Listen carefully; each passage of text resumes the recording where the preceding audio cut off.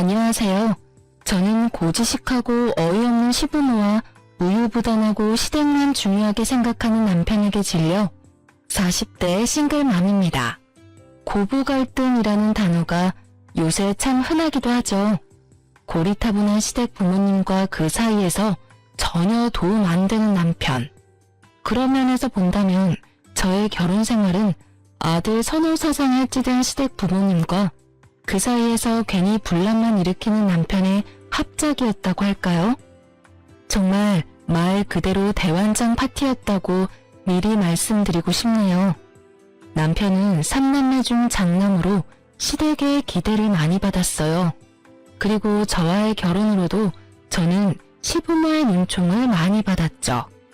기대가 많았던 장남의 결혼 상대로 평범한 집의 외동딸은 마음에 들지 않았을지도 모르죠. 솔직히 결혼 전에 시댁에 대해 미리 알았다면 결혼하지 않았을지도 모릅니다. 하지만 제게는 딱 하나 믿는 구석이 있었거든요. 바로 남편과 한 약속. 합가는 절대로 하지 않겠다는 이야기를 이미 남편과 결혼 전 다 합의해 놓은 상태였어요. 옛날 분들이고 시골 분들이라 보수적인 면이 있을 거라고 예측은 했었어요. 그리고 남의 선호 사상도 마찬가지고요. 솔직히 애가 언제 어떻게 생길지 모르는 상황에서 그걸 신경 쓸 사람이 어디 있겠어요? 애는 나와봐야 아는 거잖아요. 시댁의 두 분은 그런 고지식한 면에 이어 각자의 개성도 충분했어요. 시부는 괴팍하고 입이 험하다는 것과 시모는 무기력하고 사람을 부리기 좋아한다는 점이요. 그래도 최대한 이해해보려 애썼어요. 남편의 부모님이고 저의 가족이 되실 분들이니까요. 그런데 명절에 직접 부딪히게 된 두 분은 정말 남달랐어요. 어떤 면에서 그런가 하면 가족에게라도 가차없다는 걸 보게 됐거든요. 남편은 장남이고 그 아래로 도련님, 막내로는 아가씨가 있어요. 그런데 아가씨가 일찍 결혼해서 딸만 셋을 낳았거든요. 아무리 그래도 본인들 딸이고 손녀면 예뻐해 줄 법도 한데 처음 명절 맞이하는 며느리 앞에서 아가씨 욕을 엄청나게 하더라고요. 게다가 아가씨의 세 딸에게도 참 쓸모없는 것들이라며 이때 제가 받은 충격은 정말 대단했어요. 그리고 생각했죠. 앞으로 내가 낳을 아이들이 딸이면 우리 딸들도 저런 꼴을 면하지 못하겠구나 하고요. 그런 취급을 당해서인지 당연히 아가씨며 도련님이며 시부모님과 사이가 좋지 않았어요. 어느 정도냐면 시부모 생일날에도 오지 않을 만큼요. 제가 시댁 때문에 이혼을 생각한 건 첫째 딸을 낳고 난 뒤였어요. 보통 16주년 아이가 딸인지 아들인지 이야기를 해주는데 병원에서는 돌려서 딸아이임을 이야기해 주더라고요. 그때 시댁에서 시녀의 딸들에게 어찌 대하는지가 바로 떠올랐죠. 혹시라도 내 딸이 저렇게 되면 어쩌나. 설마 그래도 손녀딸인데 예뻐하지 않을 리가 없겠지. 수많은 생각을 했는데 역시나 아이를 낳고 시부가 그러더군요. 맏딸은 살림 미천이라니 용서하지만 두 번째는 없다. 지금 시대가 어느 시대인데 딸을 살림 미천이라고 하다니. 그 단어에 저는 순식간에 시댁과 확 멀어진 기분이었어요. 게다가 둘째까지 딸을 낳았을 때는 출산 후 조리도 제대로 못했어요. 조리 중에 시댁에 불려다니기 일쑤였거든요. 게다가 시부의 말들이 버티기가 힘들었거든요. 씨가 잘못된 게 아니면 밭이 잘못된 거 아니겠냐? 어째 연달아 꽝을 뽑아? 꽝. 제 딸들에게 꽝이라는 말까지 하는 시부를 보니 정말 참을 수 없겠더라고요. 결국 저는 큰일이 아니면 웬만하면 시댁을 가지 않게 됐어요. 이혼이라는 게 촉발되는 사건이 큰 거지 보통 살면서 자잘한 것들이 쌓여서 하게 되는 거잖아요. 저도 마찬가지였어요. 시댁의 이런 무지한 매도와 딸들을 향한 나쁜 말들, 그 딸들을 낳은 저에 대한 폭언 속에서 그렇게 이혼에 대한 생각을 계속하고만 있었어요. 그렇게 10년을 지냈죠. 첫째 아이가 학교에 들어갈 무렵 저는 셋째를 임신했어요. 임신을 하고도 마냥 기뻐할 수 없었고 정신적으로 너무 시달려서 그런지 첫째, 둘째 때와는 다르게 입덧이 너무 심해서 힘들었어요. 사실은 임신 사실을 시댁에 알리고 싶지도 않았어요. 또 딸이면 무슨 소리를 들을지 모르니까요. 그런데 16주가 돼서 병원에 가니 이번에도 딸일 것 같다고 하더라고요. 결국 제 임신을 알아챈 시모가 제게 말하더라고요. 너 셋째 임신했니? 병원에서는 성별이 뭐래? 아들이라니? 저는 시모의 그 물음에 입을 꾹 닫았어요. 대답을 할 수가 없었어요. 하지만 침묵이 대답이 돼버렸죠. 또 딸이야? 넌 도대체가 쓸모가 없어. 어떻게 연달아 딸만 낳아? 내가 속상해서 너 옛날 같으면 당장 소방 맞고 천년 드릴 일이야 이거. 그런 말을 하는데 한마디 쏘아붙이고 싶어서 참았어요. 마치 죄인이 된 기분에 정말 더러웠죠. 게다가 옆에 있던 남편은 한마디도 안 하고 제가 그런 모진 말들을 듣는 걸 그대로 듣고만 있었어요. 보통 이쯤에 부모님을 말리지 않나요? 저희 남편은 무신경하게 안 들리는 척 하더군요. 이때 정말 이혼이라는 두루뭉술한 생각이 확고한 자리를 잡아가고 있었던 것 같아요. 그날 저녁 밥을 먹는데 앉은 자리는 가시방석, 먹는 건 모래알이었어요. 당장이라도 박차고 나가고 싶은데 꾹 앉아 있었어요. 밥만 먹으면 집에 갈 거야. 그 생각 하나만으로요. 그런데 밥 먹는 내내 시모는 제가 좋아하는 반찬을 쏙 골라서 저와 제일 먼 자리에 놔둬버리더군요. 게다가 된장이나 고기에 젓가락이라도 댈라치면 아들도 못 낳는 며느리가 어디서 고기 반찬을 탐하냐며 소리치는데 이때쯤에는 참는 데에 도 같은 저라도 참기 어려웠어요. 그날 시댁에서 아무것도 못 먹고 집에 와서 치킨이며 피자며 다 시켜서 엄청나게 폭식했었어요. 그렇게 잘 참던 제가 터진 건 어린이날이었어요. 임신한 몸으로 첫째와 둘째를 데리고 어린이날을 맞아 근처 동물원에라도 가려고 했었거든요. 남편은 어린이날 근무가 잡혀 못 오게 됐던지라 제가 두 딸을 데리고 가기로 했죠. 딸들이 워낙 순하고 엄마 바락이라 데리고 다니는 게 힘들지는 않았고 매번 천덕꾸러기 취급당하는 딸들이 불쌍해서 제 몸이 힘들더라도 이번에는 애들한테 맞춰주려고 했던 거예요. 그런데 시모에게 전화가 왔어요. 예, 너 와서 일 좀 거들어라. 어차피 어린이날 쉬지 않니? 어머님, 저희 오늘 애들 데리고 어디 가기로 해서 오늘은 못 갈 것 같은데 주말에 가면 안 될까요? 이 말을 하는데도 저는 여러 번 참아야 했어요. 임신 4개월의 여자와 아직 어린아이 둘. 도대체 시댁에 가서 무슨 일을 할 수 있을까요? 집안일이라면 몰라도 시댁에서 도와달라는 건 강도 높은 작업뿐이었거든요. 꼴에 자기들도 애들이라서 어린이날 놀러 가야 한대? 어린이날이 왜 노는 날이야? 쓸모없는 것들은 집에 와서 일이라도 도와야지. 벌써 노는데 정신 팔려가지고. 그리고 너도 마찬가지다. 임신했다고 몸살이나 본데 딸은 낳아도 낳은 게 아니야. 딸만 내리 셋이야. 네가 우리 집에 미안한 마음이 요만큼이라도 있다면 당장 달려와서 일해야지. 진짜 열받아 죽을 것 같은데 내내 저럴 것 같아서 결국은 애들을 친정에 맡기고 시댁에 갔어요. 시모 하는 말이 더 웃겼죠. 거추장스러운 애들은 버리고 왔냐고요. 이때쯤에는 저도 슬슬 열받아서 좋은 말이 안 나오더라고요. 저는 친정에 맡겼다고 이야기했고 시모의 일을 거들었어요. 그러다 무거운 걸 옮기는 일을 하는데 시모가 한마디 하더라고요. 너 진짜 그러는 거 아니야. 네가 딸 낳고 미안한 마음이 있었으면 네가 우리한테 전화해서 몇 번이고 도와드리러 오겠다고 해야 정상 아니니? 도대체가 우리가 꽝을 뽑았어. 다른 집 여자들은 아들만 잘 낳는데 왜 너는 매번... 아휴, 됐다 됐어. 내가 말을 하면 뭐하니? 거기도 치워놔. 무기력하게 누워서 입만 살아 움직이는 시무를 보니 울컥울컥 화가 치밀어 올랐어요. 그것밖에 못해? 넌 집에서 도대체 뭘 배웠어? 이래서 딸 가진 부모가 죄인이라고. 네가 그럴수록 너희 부모님이 욕 듣는다는 생각은 안 하지? 그래도 딸년들 놔두고 온 건 잘했네. 쓸데없는 너희 딸년들한테 줄 밥 여기 없어. 너도 일 끝나면 밥 축내지 말고 집에 바로 올라가. 알았어? 그 이야기에 완전히 열받은 저는 하던 걸 확 내팽개치고 일어났어요. 어머님, 아무리 그래도 본인 손녀딸들이고 아들의 딸이에요. 어떻게 말씀을 그렇게 하실 수가 있어요? 게다가 제가 왜 죄인이에요?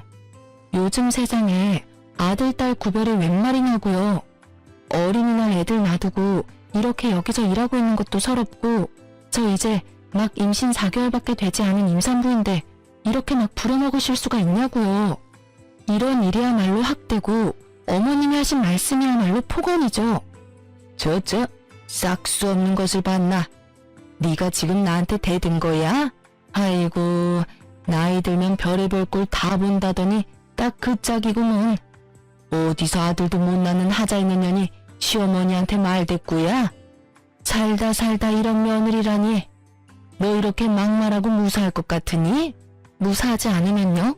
어떻게 하실 건데요? 뭐든 해보세요.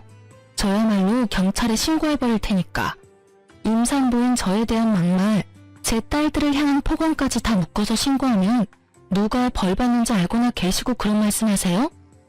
여태까지 몰라서 안 한 게 아니라 알고도 참은 거예요. 애들 조부모님이시니까. 그런데 애들하고도 척지실 생각이면 저도 이제 시댁에 관여 안 할게요. 앞으로는 저한테 연락하지 마시고 남편 통해서 하세요. 결국 참다 못한 제가 폭탄처럼 터뜨리고 친정으로 돌아와 버렸어요. 어린이날 놀지도 못하고 친정에 맡겨진 딸들 생각하니 돌아오는 길에 눈물이 어찌나 나는지. 좀 더 빨리 이렇게 터뜨려버리고 애들과의 시간을 더 다질 걸 하는 생각만 들었죠.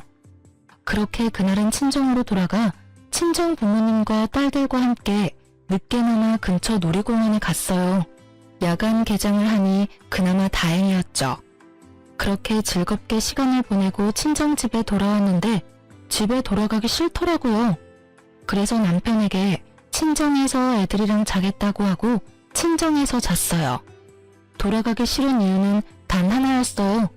다음 날이 시모 생일이었거든요. 남편이 또 애들 앞세워 저를 시댁에 데리고 갈 걸 예상하고 친정에서 머문 거였어요. 애들은 친정 부모님이 우냐우냐 예쁘다 해주니 열심히 놀다 지쳐 일찍 잠에 들었죠. 그리고 다음날 남편에게 문자가 와 있더라고요. 시댁으로 바로 오라고요. 전 무시했어요. 제가 왜 가요? 나를 무시하는 사람 생일을 왜 축하해주러 가냐고요. 결국 제가 가지 않자 전화통에 불이 나기 시작했어요. 꼬장꼬장하고 싸움닭 같은 늙은이들. 평소에도 어찌나 마음을 못됐겠었으면 챙겨주는 사람이 장남밖에 없을까요? 실제로 결혼 후에 시부모 생일에는 저와 남편만 꼬박꼬박 참석했어요. 둘째 도련님, 셋째 아가씨는 바쁘다는 핑계로 못 오는 날이 더 많았거든요. 이런 상황이니 당연히 생일상 차려주는 사람도 없었을 거고 왜 미역국 안 만들어주나 하고 핸드폰으로 연락하는 거죠. 그리고 그날 저녁 남편이 제게 찾아왔더라고요. 당신 도대체 왜 전화를 안 받아? 오늘 엄마 생일인 거 잊어버렸어? 아니, 알고 있었는데. 근데 안 간 거야. 혹시 어제 엄마랑 싸운 것 때문에 그래? 그런 거면 당신이 좀 이해해 줬어야지. 옛날 분이시잖아. 당신한테 그런 말 하는 거 하루 이틀 일도 아니고 그냥 참고 넘어가면 되는데 왜 그거 부스럼을 만들어. 나만 갖고 그러면 이해해. 근데 당신은 당신 딸들도 똑같이 쓸모없는 취급 당하는데 그러면 참고만 있어? 난 그렇게 못해. 그리고 어제 어린이날이었지? 당신 없이 4개월 된 임산부 혼자서 애 둘 데리고 놀러 가는 거면 당연히 시댁에서도 이해해줘야 하는 거 아니야? 왜 우리 딸들은 어린이날에 제대로 놀지도 못하는 건데 그것도 당신 엄마 때문에. 여태껏 당신이 중간에서 중재 안 해줘도 나 혼자 여태 잘 참았어. 근데 남은 게 뭐야? 우리 애들, 그리고 나, 쓸모없다는 꼬리표만 잔뜩 달았지? 아주 좋겠어? 마누라며 딸이며 모욕적인 말 다 듣게 만들어 놓고 혼자만 쏙 빠지는 아빠라서. 제 말에 남편이 한숨을 푹 쉬더라고요. 한숨 쉬지 마. 지금 여기서 한숨 쉴 사람이 누군데 당신이 한숨을 쉬어? 난 내 딸 그딸 취급밖에 안 하는 사람들 부모로 인정 못해. 그러니까 시댁 부모님 모시고 싶으면 자기 혼자 모셔. 나 이제 앞으로 행사 있어도 안 갈 테니까. 결국 제 입에서 그 말이 나오고서야 남편이 사과하더군요. 미안해. 앞으로 내가 중간에서 잘해볼게. 나도 우리 딸도 소중해. 그러니까 오늘은 집에 돌아와. 남편이 뒤로 보이는 친정엄마, 아빠에게 고개를 꾸벅 숙였어요. 장인어른, 장모님, 죄송합니다. 저희 집 사정 때문에 이렇게 힘들게 해드려서. 아니, 우리는 손주들이랑 시간 보내서 좋았네. 바쁘면 우리한테 애들 맡겨도 되니 걱정 말게. 결국 남편 말에 저는 아이들과 집으로 돌아왔어요. 일단 남편의 곁에 돌아오긴 했지만 시댁과의 골은 더 깊어졌죠. 솔직히 아무래도 상관없었어요. 이제 상관 안 하기로 했으니까요. 그런데 살다 보니 가족이라는 이름만으로 엮이게 되는 일이 있더라고요. 그건 호적을 파지 않는 이상 따라오게 되어 있으니까요. 임신 8개월쯤 친정아버지가 좀 아팠어요.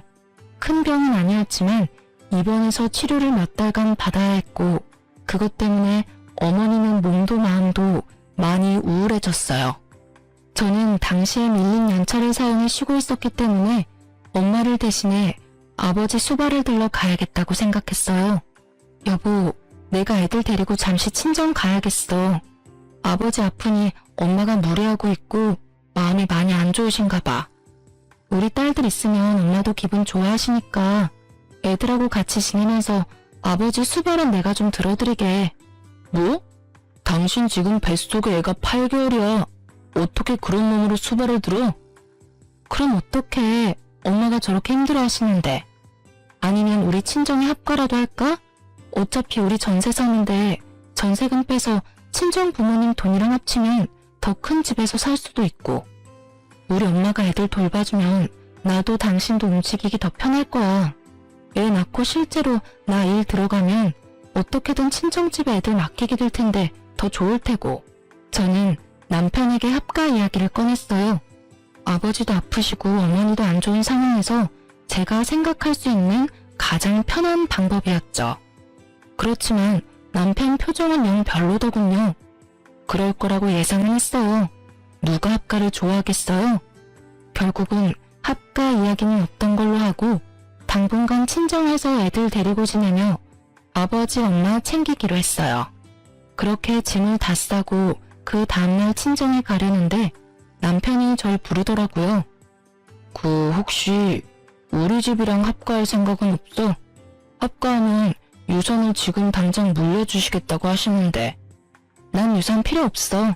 그러니까 합가 안 해. 나랑 시댁 상황 알잖아. 그걸 알면서도 나한테 합가하자는 말이 나와? 그리고 지금 우리 아버지 아파. 솔직히 시댁 부모님이 아파. 그렇다고 우리 부모님이 젊어? 그것도 아니잖아. 혹시 내가 친정이나 합가하자고 이야기했다고 시댁에 전화해서 모시겠다고 한 건 아니지? 그런 건 아니야. 그냥 우리도 이제 목돈도 좀 만질 때도 됐고 애 태어나면 돈 될 것도 많은데 어떤 식으로든 도움을 받으면 좋잖아. 돈은 내가 벌 거야. 그러니까 애를 봐줄 사람이 필요한 거지 돈이 필요한 게 아니라고. 게다가 당신 돈돈거리는데 돈이 중요한 게 아니야. 아픈 친정아버지 두고 왜 내가 멀쩡한 시부모님을 모셔야 해? 내가 먼저 아버지 아프다고 말했잖아. 그러면 이런 이야기는 당신 선에서 알아서 해결하면 안 되는 거야? 철벽을 치는 제 말투에 남편은 난감한 듯 다리만 달달 떨고 있었어요. 저 모습을 보니 분명히 시댁에 뭔가 언지를 줬을 것 같더라고요. 된다느니 알겠다느니 그런 말부터 덥석 했을 것 같은 느낌. 그래서 남편에게 물었어요. 당신 설마 합가하는 거 그렇게 하자고 한 거야? 나한테 대답도 안 듣고? 만약 그런 거면 난 못해. 할 마음도 없고 할 자신도 없어. 결국 남편이 두 손 두 발 다 들고 나가더군요. 그리고 저는 친정으로 갔어요. 남편이 바빠서 애들을 봐줄 수 없으니 애들도 같이 데리고 갔어요. 일주일 정도 있었는데 어머니 마음이 많이 좋아지셨어요. 손녀들 재롱에 저도 이리저리 엄마 도와서 청소도 하고 아버지 병원에서 말벗도 해드리니 아무래도 도움이 많이 되신 것 같더라고요. 남편 혼자 있는 집을 놔둘 수도 없어서 일주일 만에 집에 잠시 돌아가기로 했어요. 치울 것도 좀 치우고 저도 곧 출산 임박이라 이래저래 준비할 것도 많았거든요. 집에 도착하니 낯선 신발이 2개 있더군요. 그렇지만 그 낯선 신발의 주인은 추측 가능했어요. 설마 하는 마음으로 거실로 들어서니 시모와 시부가 있더라고요. 물론 남편도요. 주말이라 남편에게 이야기하고 집에 온 거였는데 시부모까지 대령하고 있을 줄이야. 시모는 저번에 그 일로 저와 싸우고 처음으로 만난 건데 눈에 쌍심지를 켜고 저를 쳐다보며 제게 다가오더라고요. 너 출가 외인이 친정집에 가서 병수발하는 거 아니다? 아주 당당하게 남편은 내팽개치고 친정 가서 편하게 있다 오나 본데 그러다가 네가 우리 집에서 쫓겨날 수도 있어.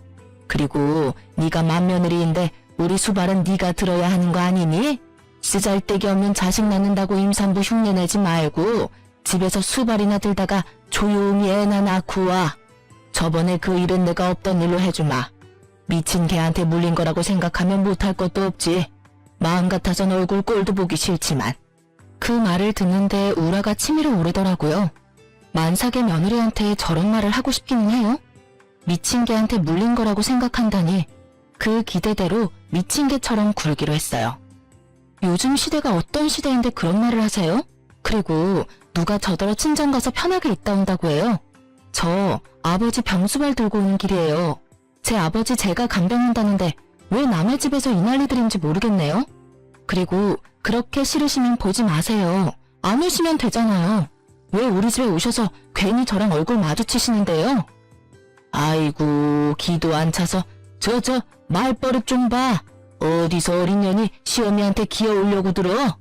여기가 어떻게 네 집이냐? 우리 아들 집이지. 이 집 전세금 반반씩 냈어요. 그러니까 제 집도 되죠. 그리고 기어오르는 게 아니라 바른 말 해드리는 거고요. 시모가 어이가 없다는 표정과 함께 말을 잇지 못하자 시부가 제게 말하더라고요. 너 합가하자는 거 반대했다며? 아들한테 다 들었다. 세상이 아무리 말세라도 어떻게 며느리가 돼서 시댁 합가를 반대해?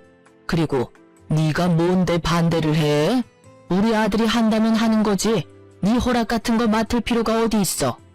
우리 아들이 착해서 너한테 이야기했나 본데 우리는 그런 거 필요 없다고 생각한다. 여기 들어와서 먹고 자면 그게 합가지. 너한테 허락받고 할 일이 아니야. 떡두꺼비 같은 손주 하나 낳아주지도 못하는 하자 있는 며느리 우리도 보고 싶지 않지. 그렇지만 네가 맏며느리니 네가 우리를 책임져야 옳지. 아주 옛날 곧적의 이야기를 하는 시댁어른을 보니 이제 더는 안 되겠다는 생각이 들었어요. 시댁이랑 사이가 좋아도 합가는 고민스러운 문제인데 아예 들어와서 배째라 하고 누워버리겠다는 이야기를 아주 시원스레 하는 영감을 보니 정이 뚝 떨어져 버렸거든요. 그럼 들어오세요. 대신 그러면 저는 합가 반대했는데 시댁 모시게 됐으니 남편이랑 이혼할게요. 이혼 이야기가 떨어지자마자 거실이 조용해지더라고요. 여보, 그게 무슨 소리야? 갑자기 그런 말을. 홧김에라도 그런 말은 하는 거 아니야. 누가 홧김이래? 충분히 생각하고 고민한 결과야. 합가 분명히 나는 안 한다고 했어. 그런데 지금 봐. 밀고 들어와서 여기에 묵으시겠다잖아. 절이 싫으면 중이 떠나는 법이라고. 내가 나갈게. 대신 나도 내가 버틴 만큼 위자료 충분히 청구하고 재산 분할까지 싹 다 해갈 거야. 너무도 구체적인 제 말에 남편이 할 말을 잃었더라고요. 농담이라고 생각했나 본데 지금 농담할 정신이 어딨어요? 괴팍한 노인네랑 남아 선호사상에 찢은 노파를 같이 모시라고요? 딸만 둘인 집에서? 절대 그렇게 둘 순 없었죠. 결국 저는 강경수단을 취했고 시부가 갑자기 저한테 소리를 지르더라고요. 어디서 이런 년이 튀어나와서는 네가 우리 아들 인생에 오점을 남기겠다는 거야? 이 망할 년이 어디서 시어른들이 보는 앞에서 이혼을 운운해? 그래, 네가 이혼하겠다고 하면 여기 있는 사람이 무서워라도 할 줄 알아? 어디 수발 들기 싫어가지고 잔머리를 쓰는 거야? 잔머리 아니고 제 진심이에요. 합가하실 거면 이혼할 겁니다. 저 더 이상 양보는 못해요. 결혼하고 10년 가까이 두 분 폭언과 제 딸들을 향한 모욕적인 언사에도 남편 하나 보고 참았어요. 그런데 그 남편이 지금 제 등에 비수를 꽂았잖아요. 분명히 합가 안 된다고 했는데도 부모님이 여기 와 계시니까요. 그러니까 이혼하는 거예요. 여보, 잠깐만 기다려봐. 너무 앞서 나갔어. 당신 이런 사람 아니잖아. 좀 더 신중하고 차분한 사람인데 왜 이렇게 갑자기 흥분해서 난리야? 그리고 당신 이제 곧 있으면 출산이야. 그 몸으로 무슨 이혼을 생각해? 셋째는 아빠 얼굴도 못 보고 자라게 할 거야. 그것 때문에 지금까지 질질 끌어온 거지. 그거 아니었으면 나 당신이랑 애초에 이혼했을 거야. 그리고 내 출산에 대해 굉장히 깊이 배려하는 것처럼 보이는데 그럴 거면 이 합가를 애초에 당신이 막았어야지. 방금 어른들 말씀 못 들었어? 딱 봐도 딸 낳은 나한테 몸조리고 뭐고 시집살이부터 시키실 것처럼 보이잖아. 당신 눈에 그게 안 보인다면 당신이 날 조금도 생각하지 않는다는 게 되겠지. 그러니까 내가 출산을 원활히 하길 바란다면 차라리 그냥 여기서 이혼해줘. 나는 저기 계시는 두 분은 절대 수발 들면 못 사니까. 야, 너 뭐가 그렇게 잘나서 남편을 잡아? 오냐, 이혼하면 누가 무서울 것 같아? 이혼해. 우리도 너 필요 없어. 어디 아들도 못 낳는 물건 주제에 우리도 아들 낳은 다른 여자 데리고 와서 대이으면 돼. 너 같은 거 집 나간다고 해서 눈썹이라도 하나 꿈쩍할 줄 알았어? 그 꼴로 이혼하고 어련히 잘 살겠다. 나중에 가서 후회해도 소용없어. 쓸모없는 건 시아버지 수발이라도 들게 하려고 했더니만. 그래, 가. 네 얼굴 안 보는 게 차라리 속 편하겠다. 신호의 악에 바친 소리에 저는 남편에게 눈빛을 보냈죠. 봤냐? 남편이 슬그머니 제 눈을 피하더군요. 나는 이런 사람들 있는 데서 딸 키우고 싶지 않아. 딱 봐도 딸 교육에 무조건 안 좋을 거라는 거 보이잖아. 근데 왜 넌 자꾸만 나를 이혼이라는 선택을 하게 만들어? 그러니까 이혼해. 우리 애들 양육권하고 친권은 내가 가져갈 거니까 양육비 낼 준비나 하고. 지금 이 집 나가면 당장 변호사 찾아갈 거야. 여보, 제발. 이게 무슨 일이야. 아니, 합가하자고 이야기 한 번 했다고 이혼이 어디 있어? 그리고 딸들은 또 무슨 죄야. 우리 이혼 때문에 끌려다닐 애들이 불쌍하지도 않아? 네가 언제부터 딸 생각했다고 그래? 딸 생각을 했으면 딸들이 당신 부모님들한테 부조리하게 매번 욕 얻어먹을 때 지켜주기라도 했었어야지. 그저 아무것도 안 들리고 보이지 않는 사람처럼 굴 때는 언제고. 그리고 합가 이야기 한 번에 내가 이혼하겠어? 여기 봐, 당신 부모님들. 아예 그 이야기 기정사실로 만들려고 우리 집에 떡하니 와 계시잖아. 그리고 내가 말했지, 아버지 아프다고. 아버지 다 낫고 나서 말했으면 이렇게까지는 안 됐겠지. 애초에 이 상황은 당신이 만든 거니까 당신한테도 책임 있다고 생각해. 그러니까 이번에야말로 깨끗하게 정리하자. 난 더 이상 당신이랑 그 집에 끌려다니고 싶지 않아. 예, 이혼해줘버려. 저딴 쓸모없는 것도 며느리라고 받아줬더니 은혜를 아주 똥으로 갚아. 들었지? 나는 이런 인간이야 취급받으면서는 못 살아. 그러니까 이혼해. 그리고 이혼하면 애들 양육권이랑 친권은 나한테 넘겨. 어차피 당신이 애들 데려가봤자 그 집안에서 핍박받고 학대나 받을 건데 그런 짓 하지 말고 나한테 애들 주고 당신은 양육비나 보내줘. 쓸데없는 여자애들은 데리고 가거라. 그치만 양육비는 한 푼도 주지 마. 뭐가 좋다고 딸들한테 돈을 들이냐? 우리가 데려올 필요도 없지만 돈을 줄 필요도 없지. 시부는 제가 아이를 데려가면 남편이 양육비를 줘야 한다는 기본적인 것도 모르고 계시더라고요. 이 사람들에게 딸은 그런 존재인 거예요. 저는 고개를 절레절레 저으며 남편에게 말했어요. 서류는 곧 보낼게. 그리고 애 낳는 동안 연락 안 되면 변호사한테 연락해줘. 나중에 변호사 번호 알려줄 테니까. 그 말만 남기고 저는 그 집에서 나왔어요. 친정에서는 아무 말 없이 절 받아줬고요.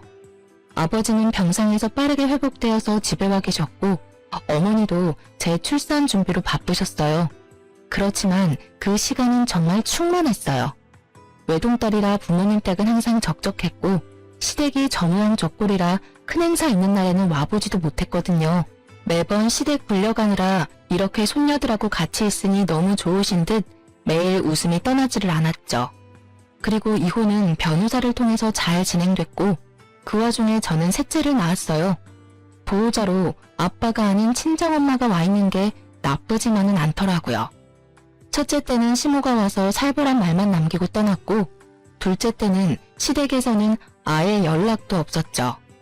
셋째는 두 누나와는 다르게 친정 부모님의 사랑을 듬뿍 받으며 태어났죠. 애를 낳고 나서는 낳았다는 연락만 했어요. 셋째도 남편이 양육비 지급해야 할 테니까요. 그렇게 셋째가 100일이 다 되어갈 때쯤 이혼은 무사히 완료됐어요. 그런데 남편이 셋째 얼굴 보고 싶다고 하더군요. 사실 보여주고 싶지도 않았지만 친정에 오라고 했어요.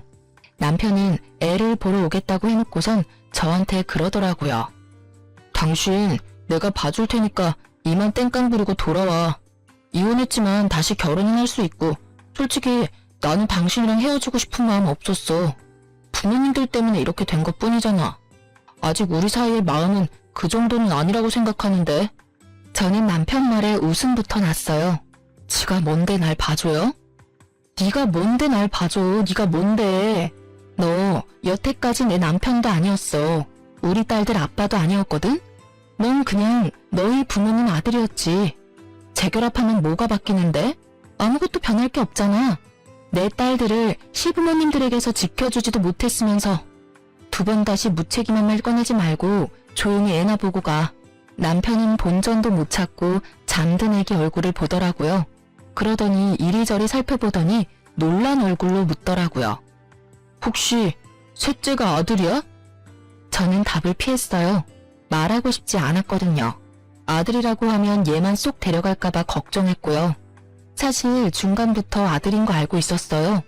망할 시부모가 이 애를 어떻게 할까 싶어서 이혼 서류 정리가 다 될 때까지 아무 말 안 했던 거죠. 아들 맞아. 근데 그게 뭐? 당신 아들 낳은 거 아시면 우리 부모님도 당신 대하는 거 달라질 거야. 왜 미리 말 안 했어? 왜 말해야 하는데? 당신 부모님들 내가 아들 낳았다고 날 대하는 게 달라지실 것 같아? 절대 아니야. 나랑 두 딸은 여전히 뒷전이고 이 아들만 오냐오냐 하실걸? 그게 정상으로 보여? 그치만이고 저치만이고 나는 당신네 가족하고는 두 번 다시 만나고 싶지 않아. 욕도 그만큼 들었으면 많이 들었어. 이제는 그런 말 안 듣게 해줄 수는 없어? 10년 동안 당신 얼굴 봐서 참아줬으면 됐잖아. 얼마나 더 참으라고 나더러 돌아오라는 미친 소리나 하는 거야? 제 불호령에 남편이 말을 못하더라고요. 정신이 똑바로 박힌 인간이면 이 상황에 그런 소리 못하죠. 당신 힘들어서 나더러 돌아오라고 하는 것 같은데 수발은 당신 혼자나 열심히 들어. 나는 절대로 그쪽으로는 안 돌아가. 그리고 이미 우리 이혼 서류 정리 다 됐거든? 법적으로 남남이야. 그러니까 제발 당신이 아버지로서의 정이 조금이라도 남아있다면 딸들을 위해서라도 그 집에 돌아오라는 말은 하지 마라. 혼자 효도해. 나는 나대로 딸들하고 잘 살 테니까. 결국 남편은 더 이상 아무 말도 못했고 보다 못한 아버지가 한마디 하셨죠. 자네 진짜 너무하지 않나? 어떻게 우리 집 귀한 딸한테 10년을 모진 말을 듣게 만들어 놓고 다시 그 짓을 또 하라고 할 수 있냐는 말이야. 자네가 진짜 내 딸을 조금이라도 생각한다면 그냥 여기서 돌아가게. 우리는 이미 그쪽 집안 사람하고는 남이야. 애초에 두 사람이 이혼하게 된 이유가 딸아이에게만 있는 건 아니지 않은가? 오히려 딸이 많이 참았지. 자네는 그 자리에서 아무런 해결도 돼주지 못했지 않나? 지금 다시 만난들 자네가 뭘 할 수 있어? 자네 부모님들이 저렇게 두 눈을 형형하게 뜨고 우리 딸 잡아먹으려고 하는데 만약 딸이 원하더라도 나는 허락 안 할 생각이야. 그러니까 앞으로 그런 말 하고 싶으면 딸이 아니라 나를 찾아오게. 결국 아버지의 완고한 말에 남편은 집으로 돌아갔어요. 그렇게 저는 친정에서 새로운 삶을 이어갔어요. 셋째 돌무렵에는 직장에 다시 복귀했고 아이들 어린이집, 유치원은 어머니가 픽업해주고 있으세요. 다행히도 애들은 남편과 살 때보다 훨씬 밝은 표정이라 제 마음도 편했어요. 그렇게 몇 달 지나고 우연하게 전 남편과 마주쳤어요. 저는 어린이날이라 친정 부모님과 애들 데리고 오랜만에 레스토랑에 밥 먹으러 왔고 남편은 예약석에 혼자 앉아 있더라고요. 그 푸짐하던 인상이 완전 날카롭게 변해 있더라고요. 제가 간섭할 바는 아니지만 신경을 쓰였죠. 애들은 잘 지내? 잘 지내. 우리 부모님들이 애들 너무 오냐오냐 하셔서 버릇 나빠질까 걱정될 정도로. 당신은 잘 지내는 거야? 얼굴 완전히 상했네? 집에 일이 좀 있어서 일 처리하느라 바쁘게 지내. 일 처리? 시댁집 처분했어? 그게 한 3억 된다고 하지 않았어? 그럼 시아버지가 준다던 돈은 받았겠네? 재산 이야기 꺼내니 전 남편 얼굴이 완전히 일그러져 버리더라고요. 저는 괜히 재산 이야기 꺼내나 싶었는데 그게 아니었어요. 아버지 나한테 유산으로 시골 있는 집 그거 준다고 하셨잖아. 당신 말대로 못해도 3억은 하는 집인데 그게 알고 보니까 문제가 좀 있더라고. 무슨 문제? 남동생이 그 집 담보로 대출을 받았는데 결국 대출 못 갚는 바람에 그 집이 경매에 넘어갔어. 저는 깜짝 놀라 말을 잇지 못했어요. 알고 보니 시댁집의 재산이라고는 그 집 한 채가 전부였는데 전 남편 남동생 때문에 그 집이 다 날아가고 결국 빈털터리가 돼서 남편 집에 의지하러 오신 거였더라고요. 그게 경매 넘어갔다는 걸 알게 된 직후에 남편에게 거짓말을 한 거였죠. 장남이니 어떻게든 해줄 거라는 생각으로. 참 대단들 하시죠? 그런 일 있어서 장남 의지하러 오시는 거면 적어도 맏며느리한테 잘 보여야 한다는 생각은 안 하셨던 걸까요? 하긴 평소에 워낙 점수를 많이 까먹은 분들이라 그렇게 하셨어도 받아주지는 않았겠지만 결국 시부가 자기한테 거짓말한 거 알고 남편 완전 노발대발해서는 동생에게 담보 받게 해줬으니 동생한테 가라며 시부모 내쫓았대요. 남편도 돈이 없기는 마찬가지였거든요. 저와 이혼하면서 재산 분할 때문에 지금 살고 있는 집의 전세금 반을 저한테 돌려줘야 했거든요. 집을 잃을 순 없으니 일단 시부 집을 팔아서 나온 돈으로 제게 전세금 반을 주려고 했던 모양이에요. 그런데 집이 경매로 넘어가 있으니 완전히 허탈해진 거죠. 그 상태에서 시부모는 장남이 자기들 모셔야 하는 거 아니냐며 저한테 했던 그대로 남편을 들들 볶아대기 시작했고 결국 열받은 전 남편이 시부모를 쫓아내버린 거죠. 그럼 두 분은 당신이랑 같이 있는 게 아니야? 동생이 집 얻어준 모양이야. 근처 단칸방에. 동생네도 사업 망해서 지금 대출 못 갚아서 파산 직전이라 집 내놔야 한다더라고. 그래서 이래저래 일이 좀 많았어. 둘이 이야기하는데 시부모님이 오시더라고요. 저는 마주치고 싶지 않아서 몸을 돌리려는데 저를 알아보고는 불이 나게 달려오더니 애부터 보시더라고요. 애 옷이며 신발에 아들 티가 나다 보니 시부모가 흥분해서는 저한테 따지더라고요. 너 셋째 딸이라더니 아들이었어? 아들이면 우리가 데려와야지. 네가 왜 데리고 있어? 우리 집안 대를 이을 아들을 말도 안 하고 애 데리고 있으려고 했어? 거의 아이를 빼앗으려는 시부를 보고 결국 전 남편이 일어났어요. 그만 좀 하세요. 애들 보는 앞에서 이게 무슨 추태예요? 전 남편 말대로 멀리서 두 딸이 안절부절 못하고 저를 바라보고 있더라고요. 저는 웃어주며 괜찮다고 말했어요. 친정아버지가 달려오려는 걸 친정엄마가 겨우 막고 계셨고요. 내가 뭘 잘못했어? 아들이면 당장 우리가 데려와야지. 그래도 마지막에 쓸만한 짓을 했네. 아예 쓸모없는 물건인 줄 알았더니. 어서 이리 다오. 우리 손주 한번 안아보게. 이미 이혼했고 저희는 남남이에요. 오늘은 우연히 마주친 거고. 남편은 이미 셋째에 대한 친권도 양육권도 다 그때 포기했어요. 그러니까 애한테 손대지 마세요. 저는 아기띠에 매달린 아이를 감싸고 시부모를 쏘아봤어요. 네가 그런다고 우리 핏줄이 남의 핏줄이 될 것 같으냐? 쓸데없이 힘 빼지 말고 손주나 내놔어요. 아버지, 또 이러시면 다음부터는 생신이라도 안 올 거예요. 그리고 친권 양육권 포기한 건 우리라서 애 마음대로 못 데려와요. 두 분 다 원하셨잖아요. 그건 딸인 줄 알아서 그렇지. 아들인데 왜 우리가 못 데려와? 법이 그렇다고요. 모르시면 가만히 계세요. 둘째 때문에 그렇게 당하고도 또 이렇게 경거망동하실 거예요. 앞으로 저도 안 보고 싶으신 거냐고요. 애 엄마랑 아들한테 손대시면 저랑 두 번 다시 못 보실 거예요. 결국 전 남편의 말에 시부모는 그제야 얌전해지더군요. 아들이 무섭긴 한가 봐요. 옛날 같으면 당장 손가락질에 모성이 튀어나올 법한데 그러지도 못하고 눈치만 보고 있으니. 미안해. 두 분이 또 흥분하셔서. 잘 먹고 가라. 우리는 그냥 나가야겠어. 됐어. 여기 예약했잖아. 우리가 나갈게. 우리는 아직 자리에도 앉질 않았으니까. 저는 친정 부모님과 애들을 데리고 나갔어요. 애들은 저한테 왜 무서운 할아버지 할머니 여기 있냐고 경직되어 있었어요. 정말 우연히 만난 거고 다음에는 만날 일 없을 거라고 말해주자 애들이 좀 진정이 되더라고요. 그 뒤로는 시댁 식구나 전 남편을 만난 적 없어요. 그래도 양육비는 꼬박꼬박 들어오니 살아있기는 한가 보다 하고 지내죠. 이혼 후에 저는 많은 것들이 변했어요. 친정에 완전히 정착하기로 했어요. 부모님이 늙으면 제가 수발을 들어야 할 상황이 올지도 모르지만 그 전에 아이들이 독립하기를 바라며 열심히 키우는 중이랍니다. 그리고 친정 아버지는 집 명의를 제 앞으로 돌려주셨어요. 저는 어차피 두 분 돌아가시면 상속될 거고 미리 바꾸지 말라고 했지만 아버지는 완고하게 제 이름으로 해주셨어요. 대신에 저는 아버지께 제가 받은 위자료를 그대로 드렸어요.